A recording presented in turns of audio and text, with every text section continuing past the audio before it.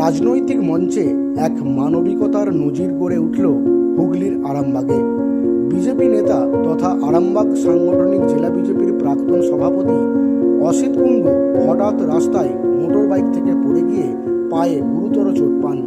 সেই সময় সেই জায়গায় জাতীয় কংগ্রেস মনোনীত আরামবাগ বিধানসভার প্রার্থী সুনীল সাঁতরা নিজের ভোট প্রচার করছিলেন। মাঝপথে প্রচার থামিয়ে দ্রুত সাহায্যের হাত বাড়িয়ে দেন। তিনি আহত অসিতবাবুকে দ্রুত আরামবাগ হাসপাতালে নিয়ে যাওয়ার ব্যবস্থা করেন এবং প্রাথমিক চিকিৎসা করান।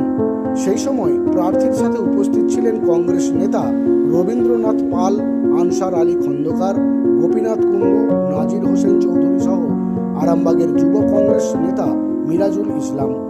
রাজনৈতিক ভিন্নমত ভুলে মানবিকতার এই উজ্জ্বল দৃষ্টান্ত দেখে অসিত কুণ্ডু নিজেও কংগ্রেস নেতা ও কর্মীদের ধন্যবাদ জানান।